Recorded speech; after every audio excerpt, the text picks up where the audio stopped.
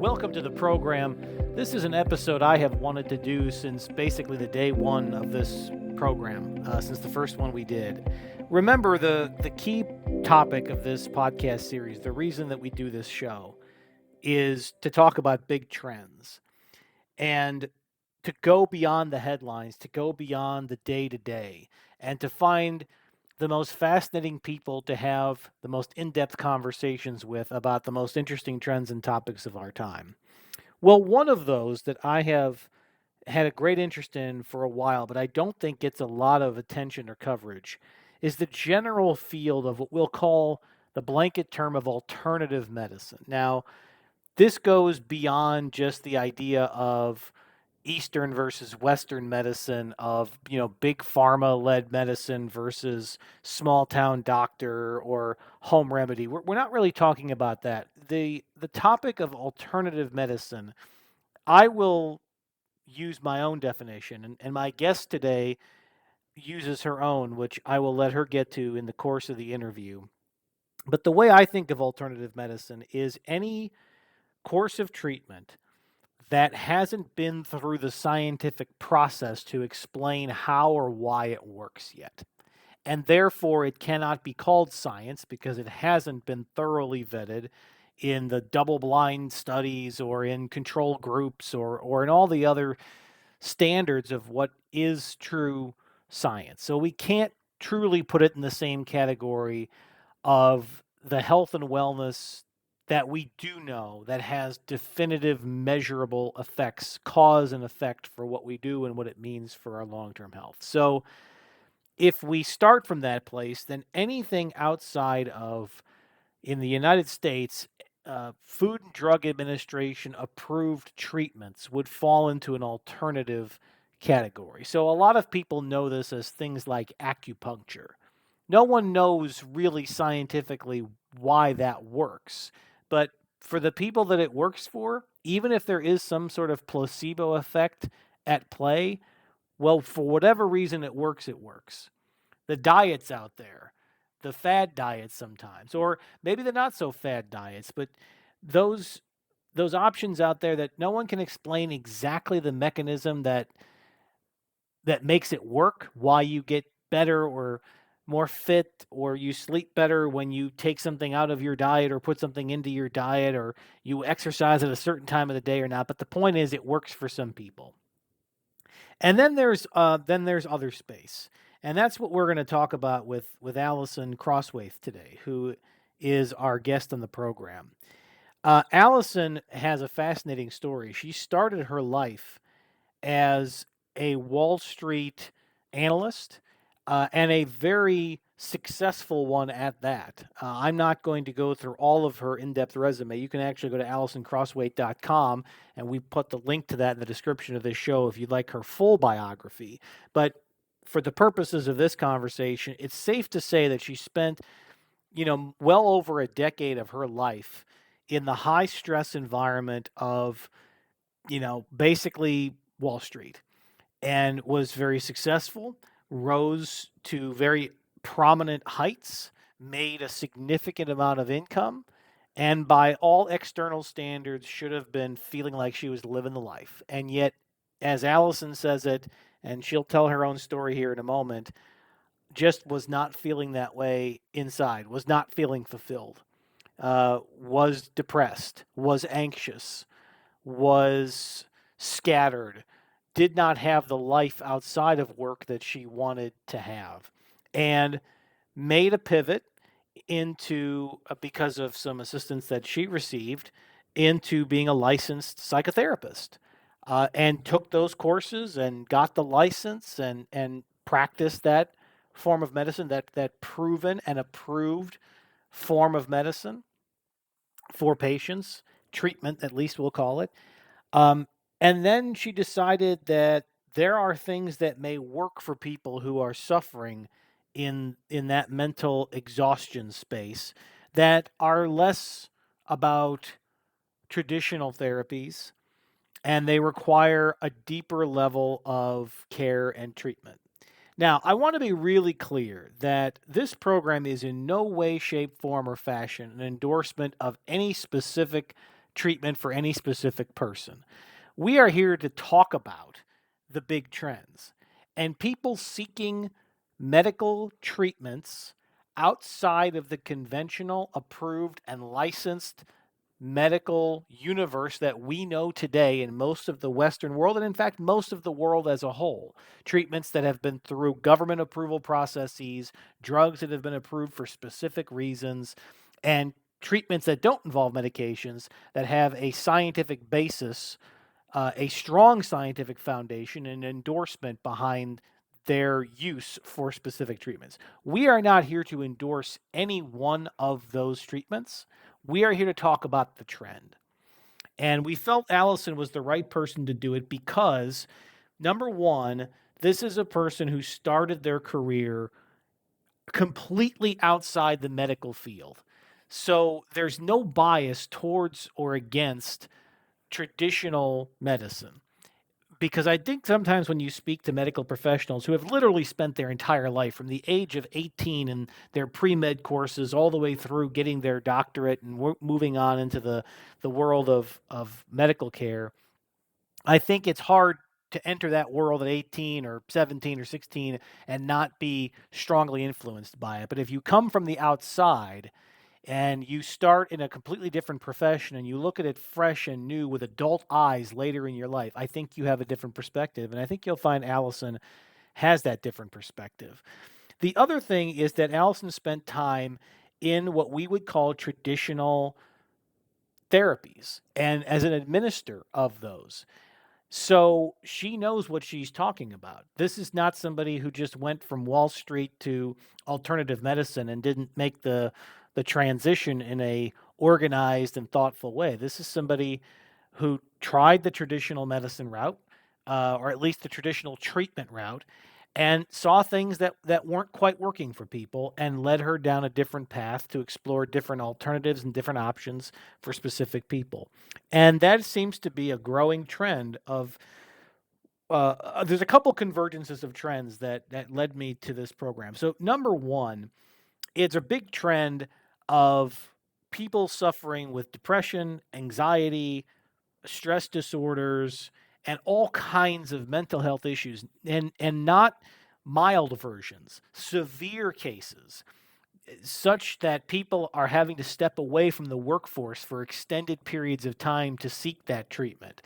Sometimes people need to spend significant amounts of time and money seeking any form of treatment that will help with their clinical depression, with their severe anxiety, and with other major disorders of the brain.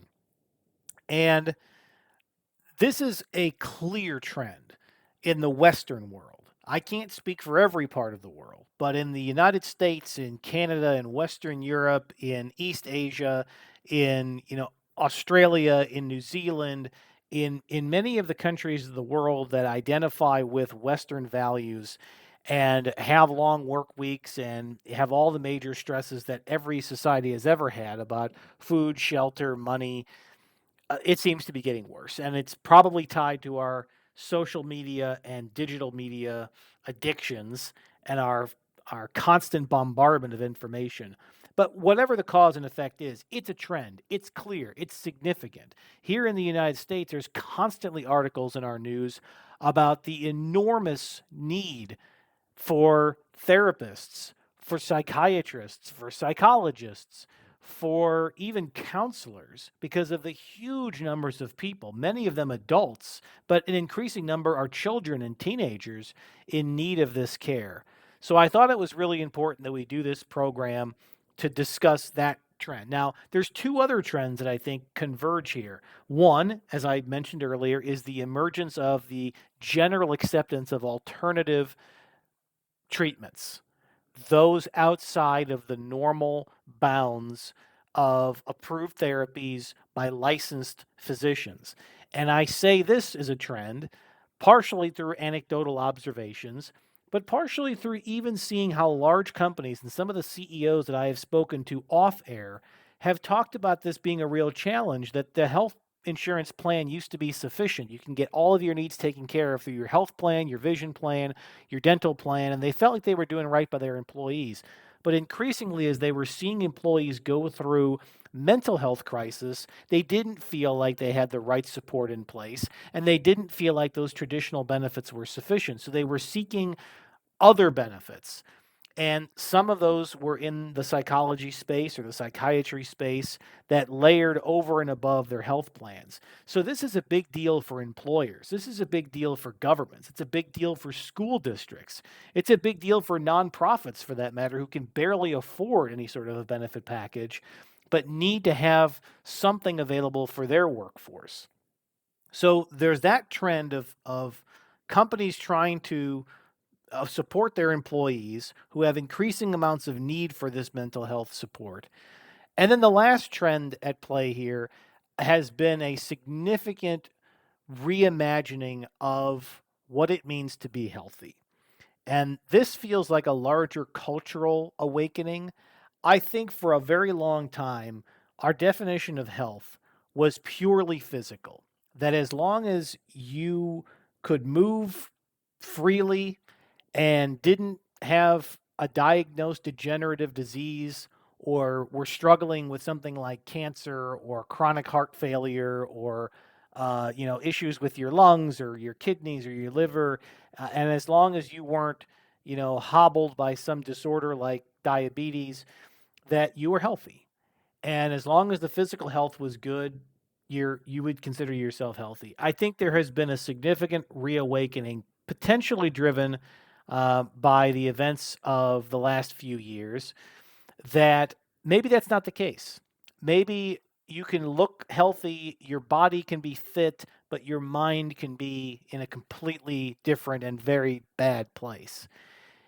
And I'm really glad that that's an open conversation now. And that's a huge trend. So with the convergence of all of these things together, I thought it was really helpful that we have a conversation today with somebody who has been on all sides of this, a patient, a practitioner, a licensed practitioner, and now a alternative medicine practitioner who's not necessarily practicing on a license, or even practicing medicine, but is truly just helping people in the way that she knows how, and to explore the various aspects of what there is to know about this topic.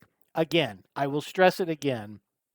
This is not a show that's endorsing some sort of alternative medicine miracle cure. And my guest, Alison, will go to great pains in the interview to stress the same thing. This is about working on yourself, but it's not about a magic pill or a magic mushroom or a magic trick or, this gift that we're going to give you that will change your life. We're not selling you a bag of goods. We're not selling you a bridge to nowhere. We're not selling you anything. We are simply talking about a topic that isn't talked about enough, and we will talk about as many aspects and facets of it as we can without endorsing any specific method. And I will also go to great pains to say we we are not knocking the traditional medicine industry. It's easy to punch on big pharma, insurance companies, doctors, psychiatrists who are too quick to prescribe a pill. We're not here to bash anybody. What we are here to do is to talk about the range of options that may be available in the tool belt for any practicing physician in a licensed space. And we're also here to talk about the unknown. And we're here to talk about those things that may help people who are currently unhelped, or struggling to receive relief through the known, proven ways to treat mental illness today. But that is not to say that conventional medications, treatments, and options are not good for some or many people. In fact, they may very well be. So, as I ask you to do on so many of these programs now, I ask you to come at this with an open mind, with an open heart. And this whole podcast series is about curious minds asking questions of the best experts that we can find on these topics, not to get definitive answers, but to just learn more and to expand our knowledge of the world around us and hopefully gain a deeper understanding of others and what they're seeing and what they're going through. Allison was generous with her time. She gave us almost an hour. I think we ended up going about 50 minutes. So it's a pretty lengthy interview. There's a lot to get through. I encourage you to listen again. There's too much material here to absorb fully in one sitting. So sit back, let this conversation wash over you for the first time. Go back and listen to the parts that maybe went over your head the first time. I know I had to re-listen to this already a couple of times.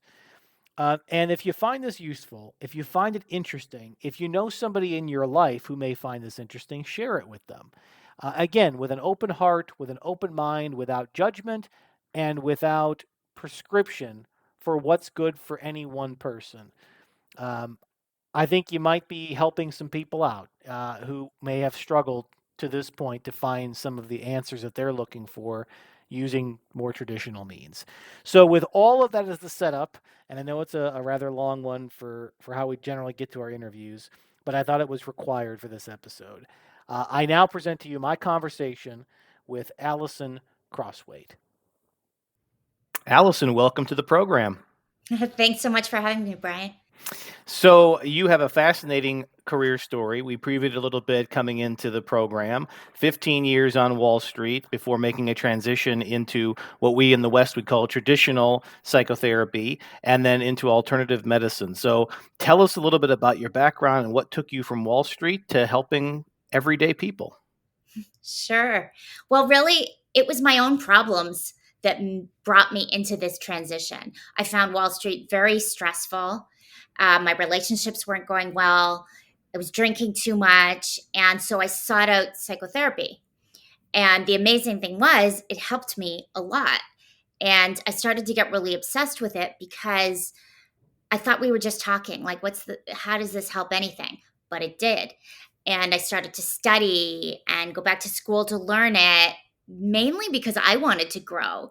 And then I started to be ready to help other people, and I gradually transitioned to become a therapist. And then it's continued. My own desire to be the best person that I can be, to grow, to heal, has called me into more and more modalities, which I now train in and use to serve other people. So, what was the spark in your mind that told you it was time to make a big life change? Because I feel like so much of what we're going to talk about today is helping people get to that point. And you had a journey of your own. And I'm curious if you can sort of walk us through when the light bulb went off for you that the life that you were living just wasn't the one you wanted and you needed to make a change, but maybe didn't know how to get there. Yeah, and you know what? It was a series of light bulbs, and that's something I really think people I want them to understand is that it's a series of steps that we have to take on our own behalf. And I knew that I wasn't happy, so to speak, in finance.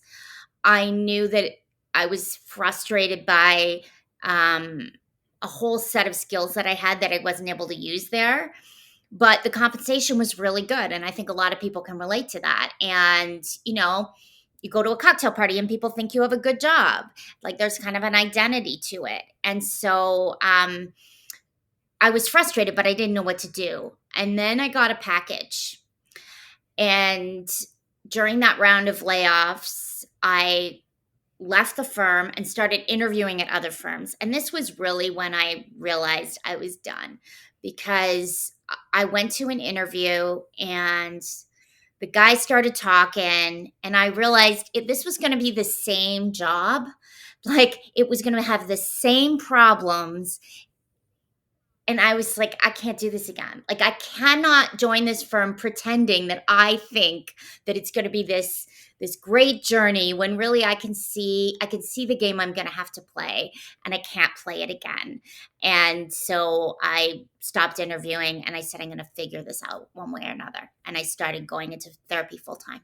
So many people I feel like today have this story. One of the reasons we thought it was important to do this podcast on this series, where so much of what we talk about are the big trends, is the trend of happiness. It is one of the least talked about, and yet I would argue most important trends in all of the world at this time. Is so many people who will tell a surveyor or who will tell their confidants, hey, I'm not happy and I don't know why, and they don't seem to be able to move past that. And of course, now there are many, many challenges and issues with depression and anxiety. And as you said, everything from drinking to just other self destructive behaviors.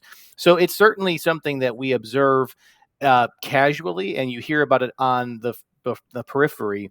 But I'm curious, as you got into this space, did you have people in your life who had not previously shared their story with you just start to share because they knew this was something that you were going to go into and something that you had just gone through yourself? Oh, absolutely. Absolutely. That's one of the great privileges of taking these steps on your own behalf, because and it doesn't stop. Like, it's still happening. People come and they share what's really going on for them. And these things are and that's something that gives me the confidence to share it even publicly like this, because I know that it's going to resonate. I know that so many of us are asking these exact same questions. Is there any data out there? I actually don't know if there's any sort of formal survey data or anything else about happiness or about people coping with mental health issues. I have to imagine it's a very large number, but I'm curious if, as you got into this business, if there was a sort of a market evaluation of that. I mean, there definitely has been. It's huge numbers. Huge numbers of people are on SSRIs. Huge numbers of people report anxiety, report different traumas. I can't quote a study off the top of my head, but anywhere from 30 to 50% of the population has something going on for sure. So let's talk a little bit about traditional approaches to this, because obviously you went into this field, and I assume that you pursued a conventional route and learned Western practices and standards. Talk to us a little bit about what you discovered in that process of how we go about treating conditions in the license space. Let's go with that parameter, and what you found that was both positive, and then the areas that you felt were really lacking. Sure. So my psychotherapy training was very, very, very rich. And psychotherapy has a long lineage of people who have spent their careers learning how to listen to people without giving instructions, without judging, but really taking in the person and understanding the human being. And that was very, very, very good training. It's a beautiful, I call it a lineage. It's a beautiful set of trainings within the license space. So I learned so much that was important there. The the tightness of it, what kind of constrained me was the requirement that um, we're trying to take away symptoms. The Western model sees pain and it wants it to go away. So, for example, a client of mine went to a psychiatrist for medication, and he said, "How happy are you on a scale of 1 to 10?" And she said 4. And he said, "Oh, we want that to be a 9," and prescribes the medication. Well, human beings, to feel happy is great, but human beings have all different types of emotions, and they are appropriate to this situation. If you fall and break your arm, it will hurt, and that is a good thing. Same with anxiety, same with sadness, same with anger. This is information. It's learning how to work with being human rather than trying to alleviate suffering, and learning how to understand why do we feel what we feel, and how do we express those emotions in ways that are good for us. That's really what we're on about. And that's the project. And the licensed model wanted me to say, here's the problem, here's the treatment, here's what we're going to do. And that's what was constraining for me.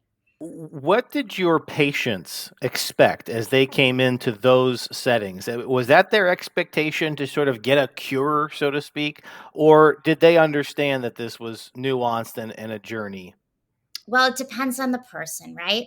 So many people do understand that life is nuanced and life is a journey. And many people in our culture, we have been trained to look for quick fixes, to look to experts to tell us the answer, to solve us, to cure us. And many people come to psychotherapy in a lot of pain, wanting it to be fixed. And their families and the people they love also want the thing to be fixed. And that's unrealistic, and a very hard place to work from, because then you've got to establish the container first before you can even go deep. So, for the benefit of our audience who may not know what psychotherapy is, even as a general practice, Mhm. how do you distinguish that from, let's say, counseling sessions or more formal, very serious sort of inpatient hospital care for people who are suffering from, formal mental health, diagnosed mental health conditions? What is psychotherapy in your words? Yeah, that's a really good question. Ultimately, psychotherapy is a conversation between two people with a set of agreements about confidentiality, about the length of treatment. Other than that, the modality, the way of working varies tremendously. There are people who are cognitive behavioral who will be looking at thoughts, giving you homework, accountability, kind of those types of things. And then there's more depth psychotherapist, which is more what I was, where we're looking at the unconscious dynamics. We might be looking at some of the spiritual pieces. There's trauma work. So there's all different things within it. But ultimately, it's a set of fairly deep conversations that you're having with a licensed professional about what is happening in your life. And are there particular things that you look for? And again, this is stepping back to your time as a psychotherapist, and then we're going to move into the alternative medicine space. When you were in psychotherapy, were there certain conditions that were tailor made for that and others that it wouldn't work for? Or was psychotherapy something that could be applied to any number of conditions, but whether it would be standalone or in partnership with other treatments, there would be a distinction depending on what the patient was presenting with? Yeah, this is such a good question. I mean, basically, for any human, if they're working with a therapist who they feel aligned with, it's not going to hurt. It's good for everybody. So, I worked with a lot of people who were dealing with concussions or cancer or infertility or an aging parent, like things that you can't solve, um, that therapy isn't there to solve. But therapy was a beautiful adjunct to the other medical interventions that they were working with. And then, if we're really talking about what can psychotherapy actually do or solve, I would say the main thing it can help people with, like right off the bat, is anxiety and depression. And that's not all of it. There's certainly what they call treatment resistant, but I don't love that term, but they call it treatment resistant. There's lots of anxiety and depression you're not going to get through particularly quickly. Being anxious is a human thing. But if you are dealing with an inner conflict and you don't have anyone to talk to, and you come see me for 10 sessions and we're a good fit, you will feel very different at the end of those 10 sessions. There is a lot of anxiety that can be really addressed in a pretty straightforward manner. So, you tell me how we should approach the terminology when we get outside the licensed space. What gets used in the Western world is alternative medicine, but Mhm. out of respect to those in other parts of the world where this is just medicine, how do you term it? How do you deem what you do today? This is the question of questions, right? I basically let people call me whatever they want to call me in a sense because it's all problematic. Like every term either appropriates a culture or gives me an authority that I don't believe that I have. I mean, I do use the term I carry medicine. I say that I carry medicine, which is more of a traditional way of talking about medicine. And by medicine, I don't just mean medicines that we're going to talk about. I mean medicine as my holding space for you and your experiences and your feelings. Like that is medicine that I offer you. So that's the way in which I use the term medicine. It's tricky, and I think you can use lots of things. You can say alternative. We used to say Eastern. Eastern doesn't work because, of course, what about South America? Like, yeah, all of the terms are somewhat problematic. So, what are some of the tools that you would use that a traditional licensed psychotherapist may not use or are not generally accepted through Western science and medicine practices? Yeah, that's a good question. So I have integrated everything I've learned into a dynamic and organic healing model. And while I do conversational sessions, I don't work with people who aren't also open to using tools that I suggest and and teach in adjunct. So that might be breath work. So just to take the meta level, I am more prescriptive than I was as a therapist. So I will say, do this. Um, we co-create it, but still. And then I'm using breath work. I'm using lots of somatic, physical, emotional expression practices. Um, Lots of different breath work. I'm using yoga, stretching, vagus nerve relief, hypnosis, movement, uh, shamanic visualizations, active imagination. There's all kinds of things. And also, I work with psychedelics. So I support people who are taking psilocybin, 5-MeO, DMT. And as I say all this, I want to be clear, studies have been done on all of this. So it's not like this is outside of science. It perhaps hasn't been studied as deeply, or our medical systems haven't incorporated them, but most medical professionals will say breath work is valuable. There's not going to be many people who aren't going to be supportive of that. And lots of studies have been done. It's just not part of our system. And our system is very surgery and medicine focused. We're not teaching people, coping tools. That's a different thing. So I want to go through a couple of those because people may be familiar with some more than others. Yeah. Let's start with the breath work at a 101 level. Somebody's never heard of this before. How would you describe what that treatment looks like? Sure. So there's many practices from around the world. So starting with something really simple like box breathing. What box breathing is you're inhaling for 4 counts, you're holding for 4 counts, you're exhaling for 4 counts, you're holding the exhale for 4 counts.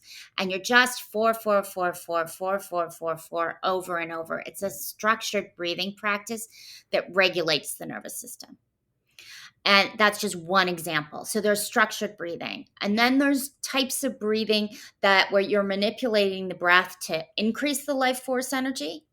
There's types of breathing where you're manipulating the breath to enter into altered states, a little bit like hypnosis or trance work.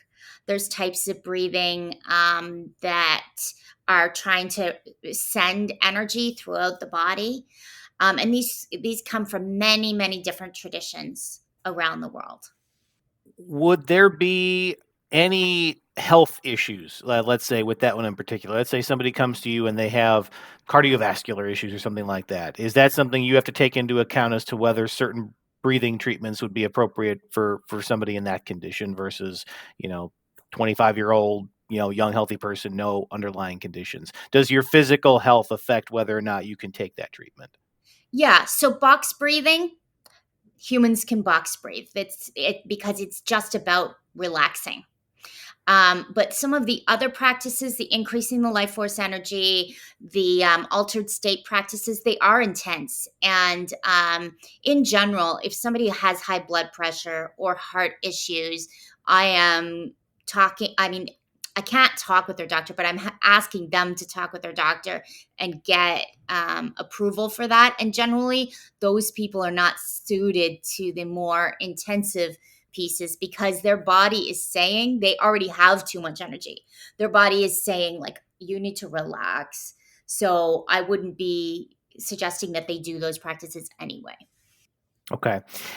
So let's talk about the benefits of, I would lump, and correct me if I'm wrong, things Mhm. like stretching and exercise into a broad category of movement and physical well-being, physical exercise. Mhm.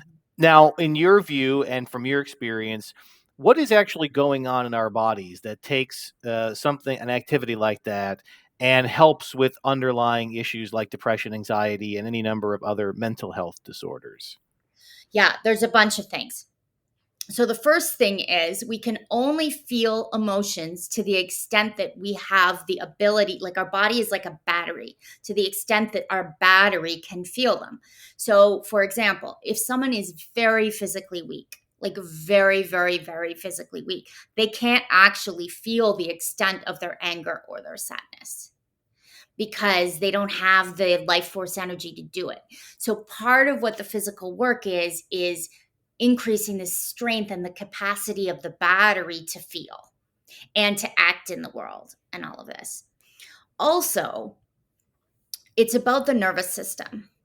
So we tend to, like, we're working and we're stressed and we're worried and we're thinking and we're clenched, and this obviously is hard on the body, but it's also, we're very anxious and we're overthinking, like, what should I do, what should I do next, what should I do.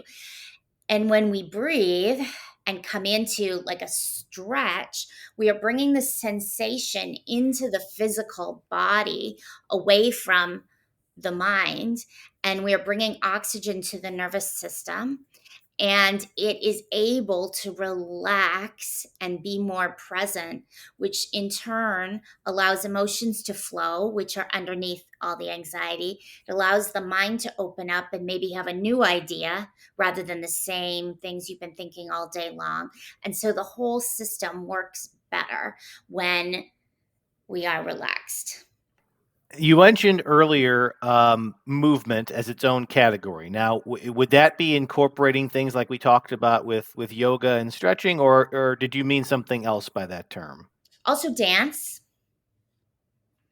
Um, Various dance practices, qigong, like, qigong is an energy work practice that it's a bit like tai chi, where you're moving your arms and your legs and you're learning how to work with your energy with movement. There's so many different practices that involve movement.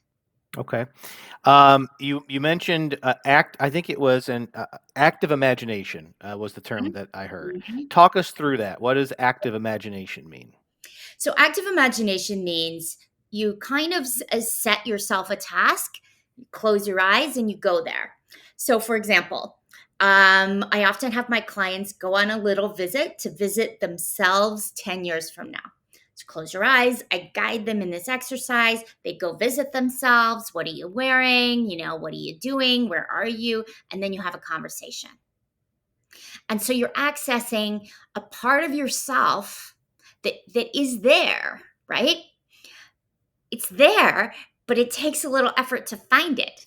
And so you go talk to yourself, and yourself 10 years from now will tell you some things, and they're always very wise because they have 10 more years of life. And that's what we call active imagination. Fascinating. The topic of hypnosis. Mhm. So I feel like there's a lot of misinterpretations of this. So let's try to set the record straight about what we mean on the topic of hypnosis and how it's used properly. Sure. So, yeah, we are not talking about the hypnosis on stage where they make you do crazy things. That's not what we're talking about at all. What we're talking about is, we all have a subconscious. We all have like an unconscious, things that we're not thinking, but that we believe. And these things that are sort of like in the background, we're not thinking them, we don't realize we believe them, they are impacting how we show up. So you and I, somewhere in our subconscious, believe that we're worth listening to, because here we are having this conversation. But I don't know about you, but for me, I didn't always believe that. So I wouldn't have shown up like this. I would have been like confused or reticent. I wouldn't have even made it to this process because your producer would have been like, no, you know, it's about how we present ourselves, how we live our lives based on the unconscious assumptions. And what hypnosis is doing is getting at those assumptions and helping us shift them by helping us relax into a trance state, and then giving us alternative suggestions, like, you are worth listening to. I love listening to you. Isn't it amazing how articulate you are and how powerful this podcast is? It's those types of statements that then get into the subconscious. And even as I'm saying these suggestive hypnotic statements, I'm feeling it. I'm like, oh yeah, right? This is what hypnosis really is. Is that similar to? I hear some people talk about affirmations. Mhm. They set out for themselves things that they want to happen, and so they start to verbalize them. Yep, that is definitely.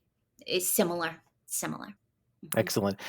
Okay, so let's touch on the topic of psychedelics because again, there's a lot of misnomers and maybe some almost mockery of it in the public. Although I feel like the tide is changing on that, Mhm. and this is about as good a time as ever, certainly in Western society, to have an open-minded discussion. So let's talk about it. You mentioned a few specifics. I am sure there's a whole classification of these. We don't need to go through all of them, but broadly speaking.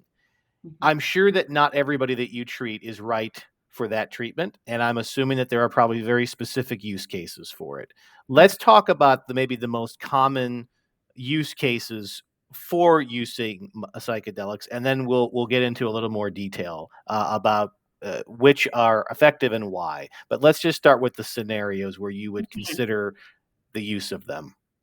So I will answer for myself, but I want to be clear there are many answers to this question. We don't have a definitive we don't have definitive answers, and many practitioners work with much broader groups of people than I do. Um my belief is this. I'm so glad we talked about breath. Like there's a ton of YouTube videos for free on all the different breathwork modalities. And that is a great place to start. Therapy is a great place to start. In my opinion, psychedelics amplify a personal growth process, a commitment to inner work that is already underway.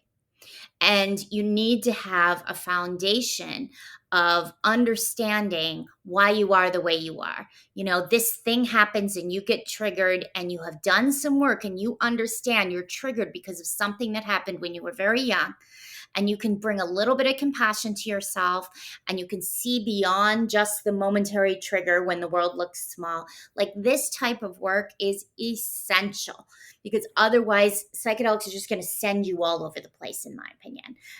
They're not going to they are a tool to support us. They're not a magic pill. They're not a quick fix. Nothing like that. Are there particular psychedelics that you use in your practice or that are more commonly used among folks like yourself? Yeah, for sure. So I primarily work with psilocybin, and what I would say, that's the psychoactive ingredient in magic mushrooms. Um, Easily foraged in almost every place in the world. Illegal in most places in the world, to be clear. Very safe, non toxic, non addictive, almost impossible to overdose on. So taken responsibly, really easy on the body, powerful experiences, a lot of healing available. And that's really the most common one that you hear about. And there's a good reason for that. Now, what is your view for why this particular classification of drugs is almost universally illegal? Based on what you just said, Mhm. generally speaking, by every account, non-addictive, hard or impossible to overdose, relatively easy on the body. There are literally thousands of approved medications that cannot say that, that all of us take or have been prescribed for all kinds of That's conditions. right. So, is this a cultural bias? Where did the hostility towards this classification of drugs come from? The history is phenomenal, and there is a very racist history to drug legislation, where drugs have been associated with various races and used to prosecute them and get them into the prison system. So if anybody wants to read, I mean, do read. The other piece of the puzzle here is Nixon, and he really he didn't like all the draft dodgers. I mean, even that word is pejorative, right? And he thought that LSD was to blame for these people saying, "I don't want to go to war." And so he was a big part of outlining all of these psychedelics, and this is all around the free love time, when so many of the things that had been structures in society were being questioned by this generation, and this generation was using a lot of psychedelics. And so these became something the government said we are not going to look at. Like, we consider this to be dangerous. And then you had the Reagans coming through with their, and I'm talking about the United States, I'm not American myself, but this is sort of how it got in our brains. Like, my age, we all remember this commercial. This is your brain, the egg. This is your brain on drugs, and the egg is frying. And so we all got taught, like, these are frightening. These are going to hurt your brain, when actually these are traditional medicines served for thousands of years, and the law is racist and colonialist. So it's the whole history is just fascinating. I just want to mention what you mentioned. The opioid crisis is the most blatant example of how policy around the world has chosen to support pharmaceuticals over traditional medicines that can actually help people. Now, and I want to take two sides of that issue, because I think that's what the next place I want to go is how many disorders are treated today and the role that pharmaceuticals and for-profit companies play in that. But are there places around the world where the psychedelics that you just mentioned are legal and is part of standard practice, whether formally or informally? Formally, there's very little, but informally, it's all over the world, and in the legal places, it's definitely happening. So there's some legality in Colorado, California, Washington State, um, Holland. I feel like there's a couple other places, but there are some places that have made some of them legal. And Canada has some exemptions for therapeutic use that are kind of coming along. So there are things moving. I want to be clear, though. I am not advocating for, unrestricted access to every substance. There's so many things to consider here about the sourcing. There's different psychedelics that are made in labs. We have to think carefully about that. The fentanyl crisis is a terrifying thing. So this is a complex issue, and I don't want to come across saying, oh, yeah, we should just all have access to all of them. But it is interesting, some of, when you look at opioids and the kind of unrestricted access many people have had to that, and then the way they're trying to keep mushrooms out of the hands of people, there are some inconsistencies in policy for sure. Sure, and certainly no implication of recreational use of drugs without the guide of a trained professional. So let's talk about, though, for a moment, the role that pharmaceutical companies and the industry play in this space in general. Because there's the part of me that would think, look, if there was actually a drug, natural though it may be, that would help people, I'm sure these companies would find a way to commercialize it, patent it, do something to it to make it something they could make money off of. And yet there seems like there's been little to no effort, research, thought, R&D into any of that. And rather, there's been a push of, you mentioned earlier, SSRIs or any number of other medications that pharmaceutical companies can put their dollars and research behind and push. In your view, is there a particular reason why this classification of drugs is just ignored by that industry? Is it simply that they're doing so well with their others that why would they want to disrupt it, or is there something else at play?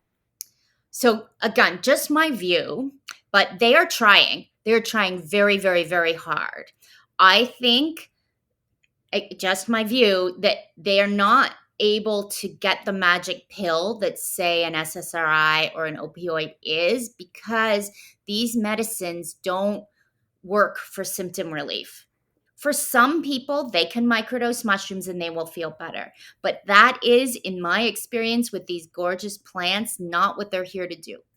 They are here to connect us with who we really are. And that means feeling the whole range of human emotions. And when we do that, that means saying no to certain things that everybody says we should say yes to. It means stepping out of the cultural scripts. So, and there are very few human beings who really want to do that.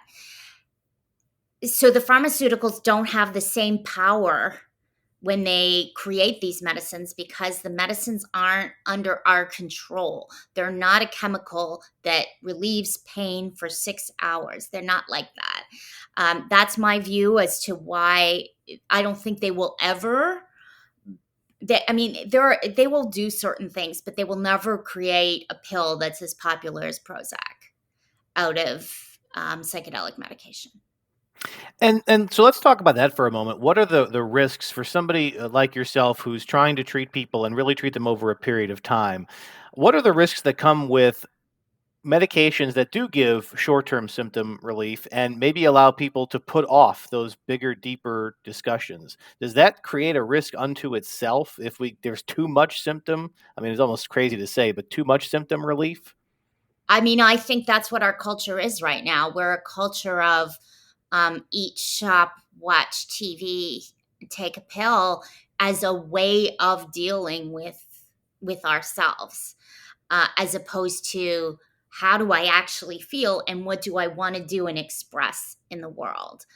Um, but that being said, I have taken psychiatric medication in my life.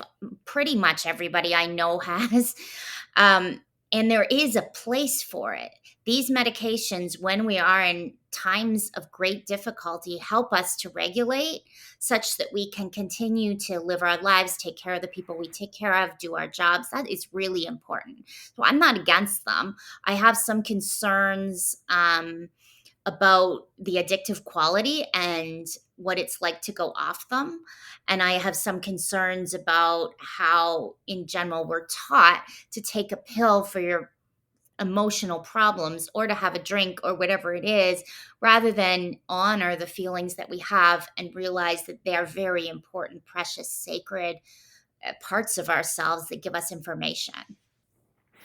So let's go into a little bit of again, we're not talking about any specific person that you see. Of course, we wouldn't violate anybody's trust in that regard, but maybe generalities that you can share with us. Do you see that there's any group of society that's more accepting of your methods than others? And I mean by, is there a difference in the genders? Do the men that come to you and the women that come to you have different views of what you do? Are there different cultural or ethnic or racial disparities between the folks that come to you and the feelings that they have about it? What nuances are you seeing in your field? Yeah, that's interesting. I would say women are more anxious about it than men. I work with a population who it's usually their first time working with any of these medicines, and women do have anxieties around it. But it's something I love to do is support people in asking those questions and figuring out if it's right for them. I can't really say that I see many racial differences. I mean, I have a diverse client base, not as diverse as perhaps I'd like, but um, and I'm in Canada, so no. I mean, I think I do think that I think that for educated people, there's a lot of information out there right now saying that this is a viable thing to try. So there is quite a lot of openness. And then in terms of the acceptance from the medical community, I have observed and heard from others that although insurance companies in the United States still don't broadly cover this treatment, there is more acknowledgement of it, and there are some benefits offered through companies outside of their formal insurance program. So it feels like there's more of an acknowledgement from the traditional base, we'll call it the licensed community, that this is viable. Do you get any resistance? Do you still have professionals in the mental health space who try to talk this down or discourage people from it? Or do you feel like we're getting past that phase of acceptance? I think that sometimes I feel like the clients get talked down from it because a medical professional doesn't really understand it. But they're not saying it's not a good idea. They're just unaware of who's a good candidate and who isn't a good candidate, and that's impossible to learn until you learn it. But I think you're right, and often clients say to me, Oh, I don't want to tell my doctor because they'll say, "Can I do this and take this medication or have this surgery?" And I say, that's outside my scope, but go talk to your doctor. And they'll say, "Oh, I don't want to tell my doctor I'm doing this." And I really encourage them. I say, "Tell them because I guarantee you they know about it. And this is part of them learning too.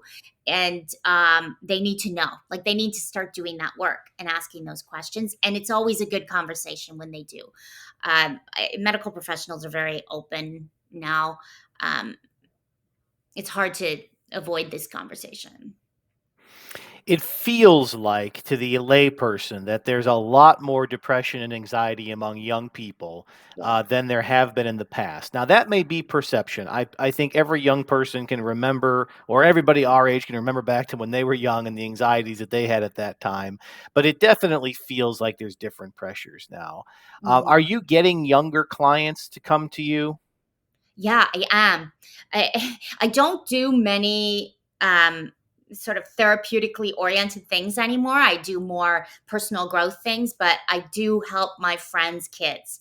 And I have a number of clients under 23 years old, 18 to 23, who I work with on a weekly basis.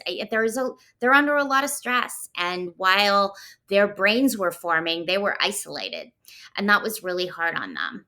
And they're very smart, this generation, like very, very smart and tuned in, and they just see through us. Like, they're like, yeah, I don't want to live that life. and it took me a long time to shed a lot of the things that they're just non-starters about, and that's pretty cool.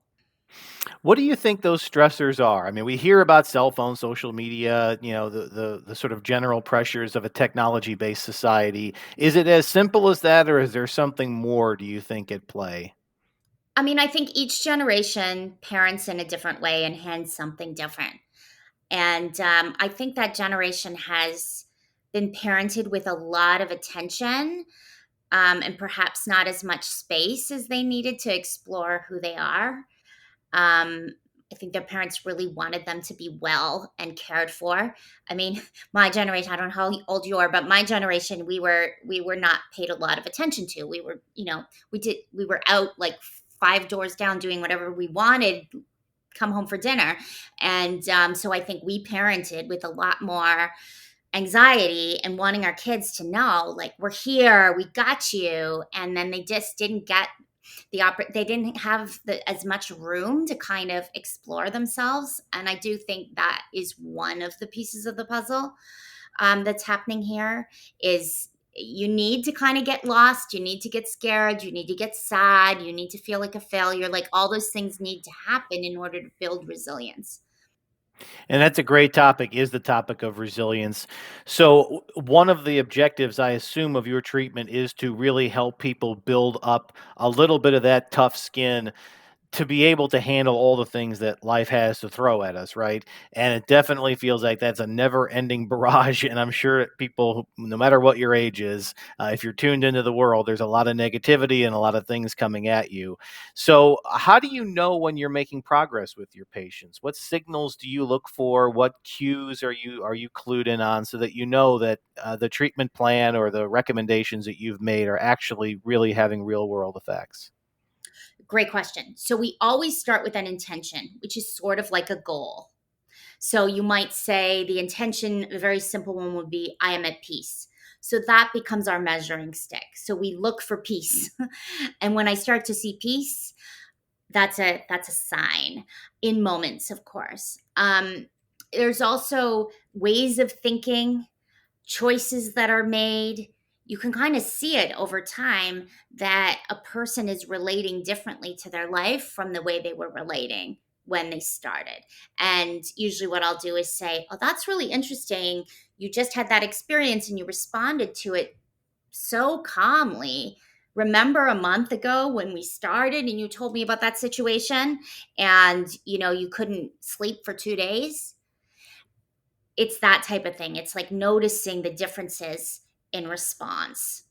So, a couple of questions about your career at this point in this space.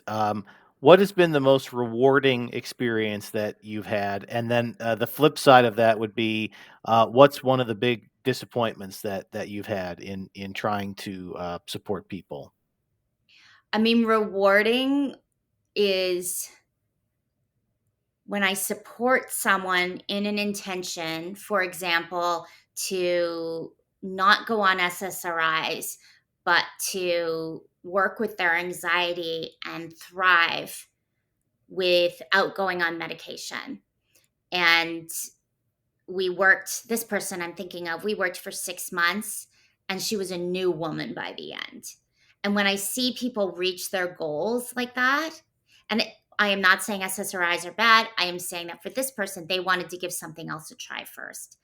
And it's just so exciting to see a person fully. She has small children, she's happier in her marriage, she's great at what she does, and she's just thriving. And to get to witness that and be part of that is incredibly rewarding.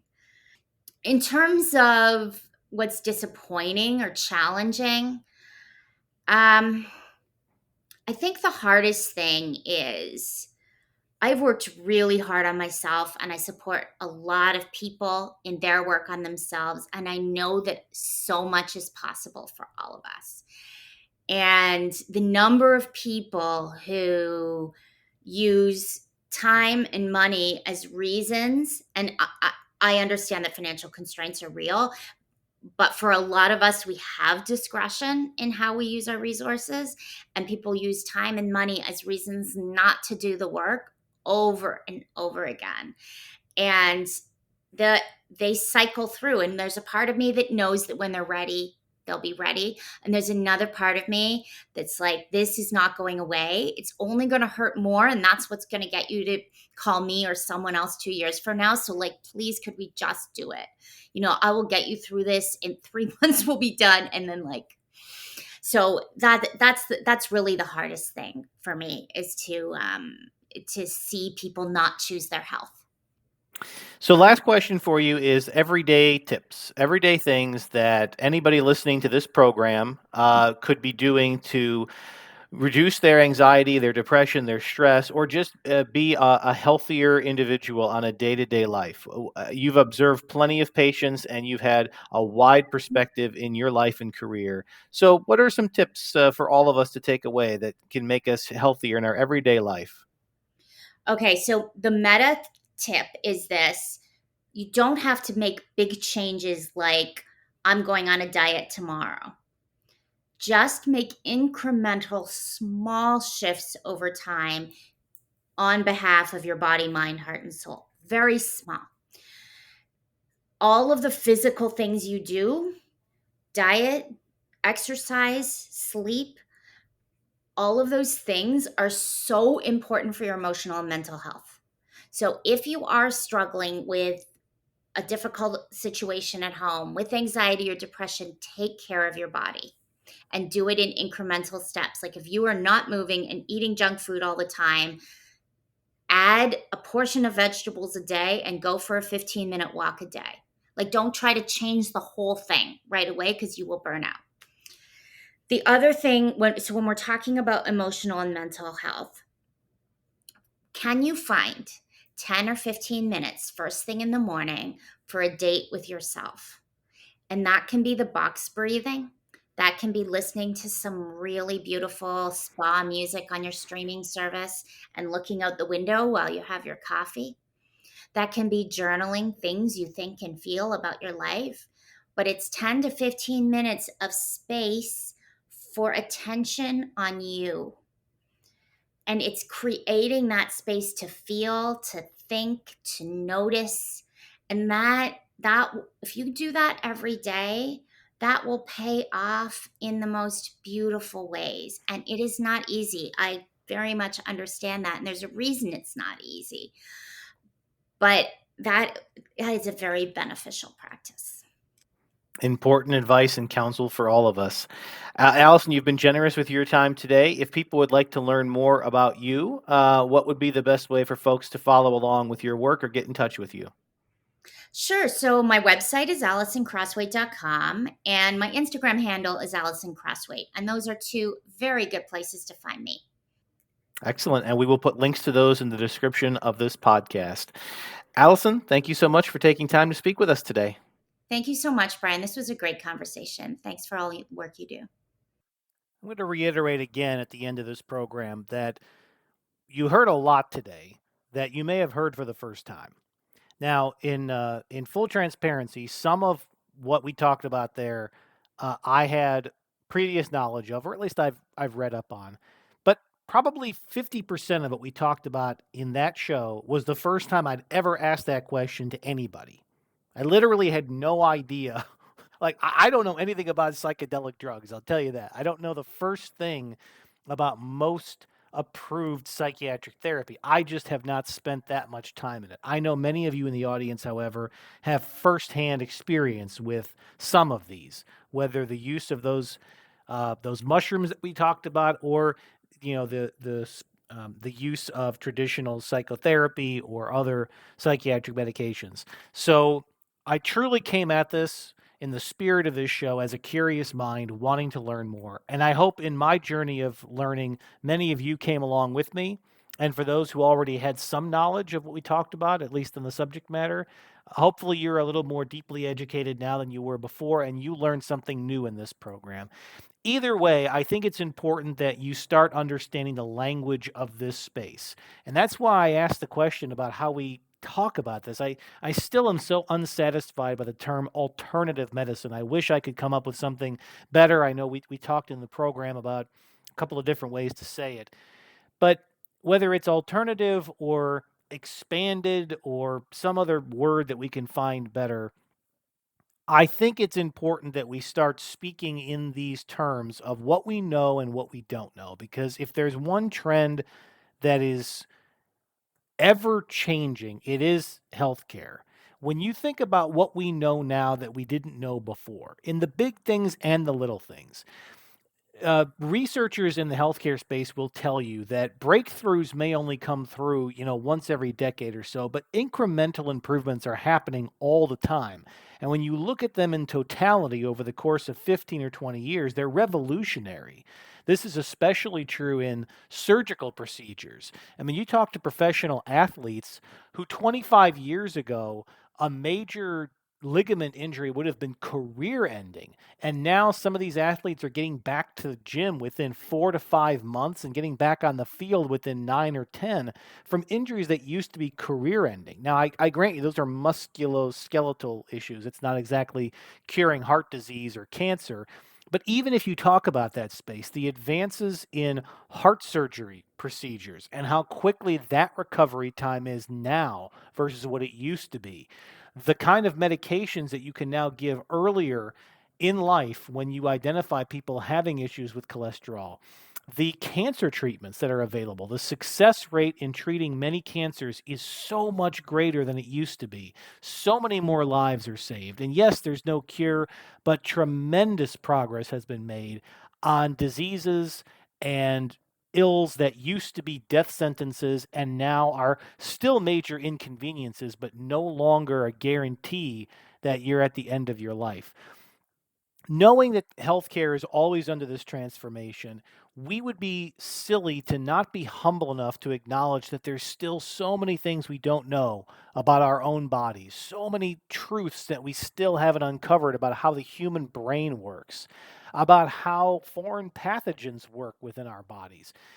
There's so much that we continue to learn and continue to discover that I think it's important we continue asking those questions. And I'm so glad that there are people out there like Alison, whether you would work with her or not, whether anything she talked about in this show is appealing to you or not.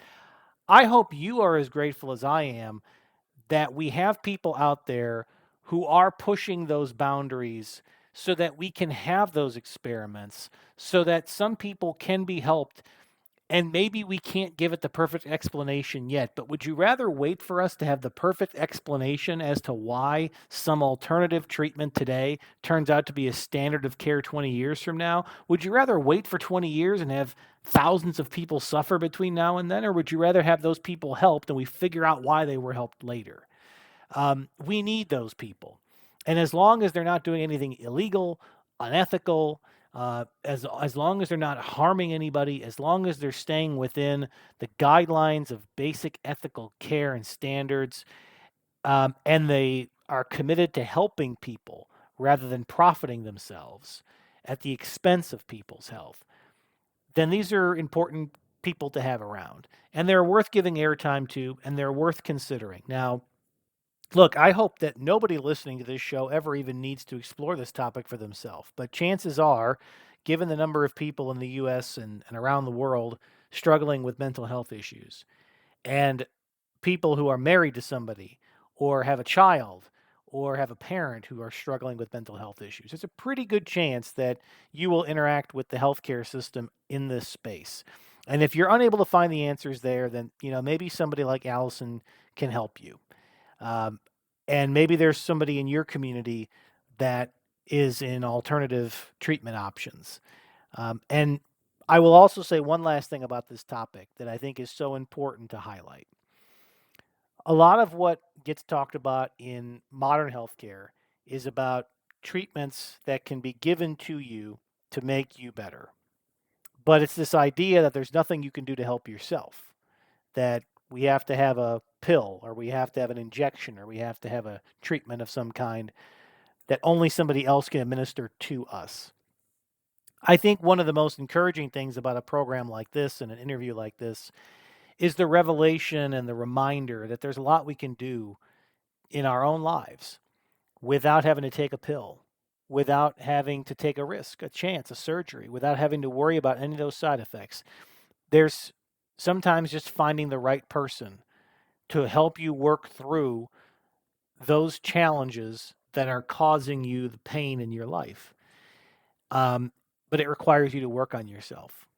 Much like an alcoholic has to acknowledge they have a problem before it can be addressed, sometimes we have to acknowledge that there's a pain or a suffering that's too great for us to overcome. And there's a lot of things we can do working with the right people. There's a lot of things we can do to improve our lives without having to turn to the medical system. Now, there are times where there are things wrong with us structurally, and that's what we want our doctors and nurses and specialists to do. We want them to be there when something breaks down physically, chemically within us.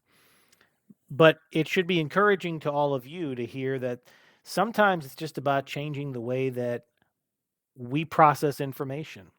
Sometimes it's about us taking a really hard, deep look at who we really are.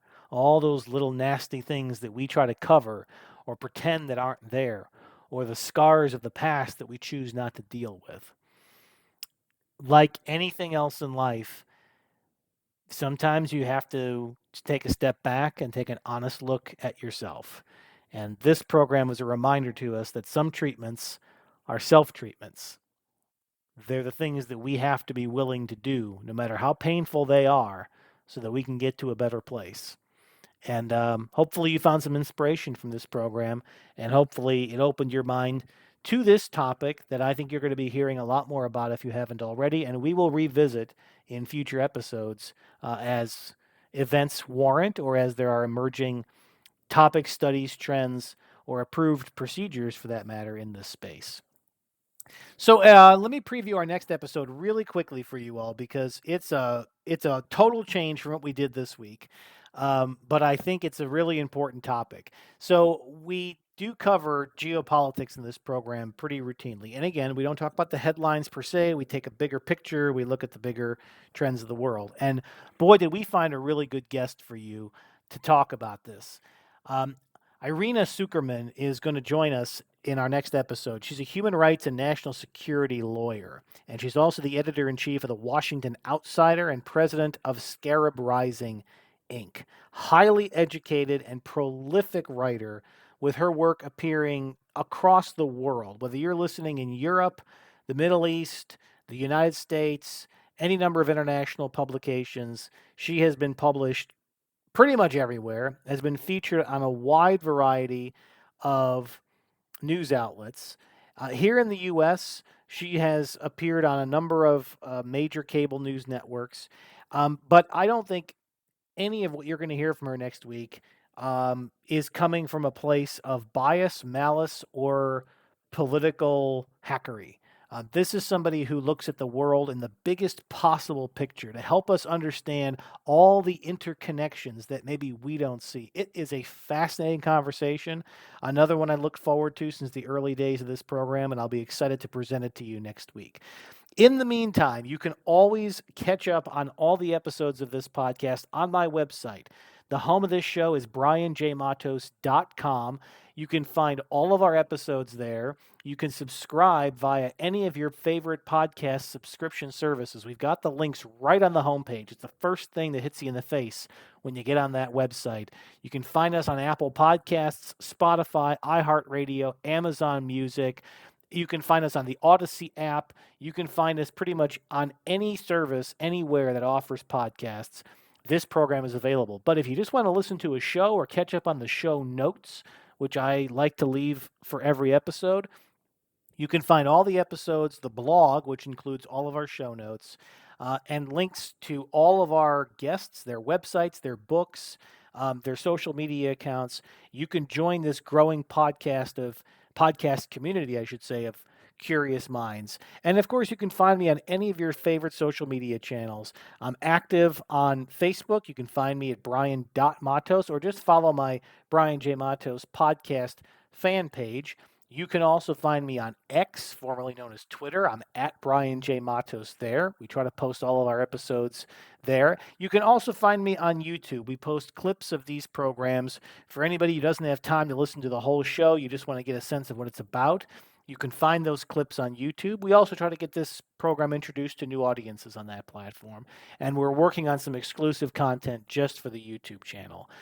And also, I'm available on your other favorite social media sites. Maybe not quite as active as I should be on those. I'll work on that. You can always send me recommendations. And good old email still works. If you'd like to get in touch with me directly, my email is info at brianjmatos.com. That's info at brianjmatos.com. As always, thank you for taking time to listen to this program. Always enjoy speaking with you and sharing my conversations with some of the smartest experts we can find on the biggest trends in the world. So until our next episode, thank you all for listening, and I invite you all and encourage you all to stay curious.